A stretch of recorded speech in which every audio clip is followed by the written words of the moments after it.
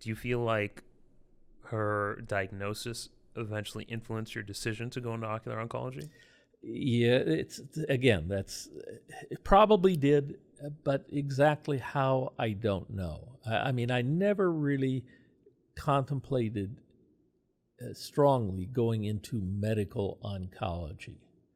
Uh, just that didn't have any. First, I didn't like the success rates we were having, whereas in ophthalmology, uh, we have pretty good success rates with most things, not all, but most things.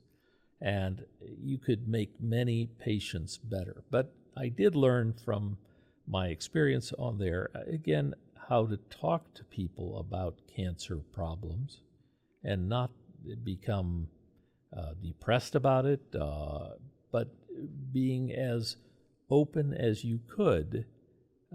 Keep in mind, when I was coming up as a medical student, it was still in an era where you often didn't even tell patients that they had their cancer, which I always found bothersome. Many of the older physicians wouldn't tell them what was going on.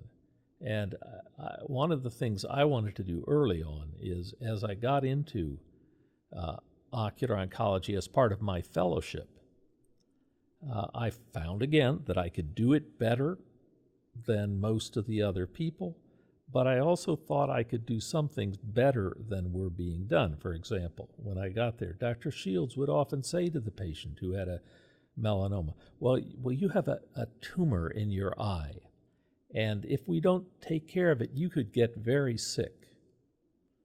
And he would kind of leave it at that. And I would say, I'm not going to tell them that way. I'm going to say, this is a cancer tumor in your eye. That right now it appears that it's all contained. And I would go through some things because I recognized what their questions often were. Well, the two questions that, for example, with most patients who have a malignant melanoma, at least starting in the eye, is it going to go to my brain? Because it's in my eye, it'll go right back up there. And is it going to blind me? And so I early on started talking about this. Before we talk about anything else that's going to happen, we're going to talk about two things. Number one, first and foremost, this is highly unlikely ever to go to your brain. So let's not even worry about that. All right.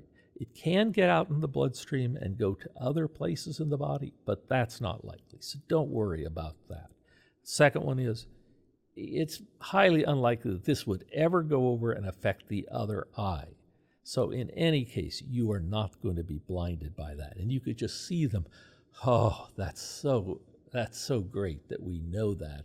And so I would talk to them that way, but then I would explain what they have, what we expected their outcome might be, or their different routes could be, but never in any threatening way, and always in a very supporting way. And if they needed me to go over it again and again, I would do that.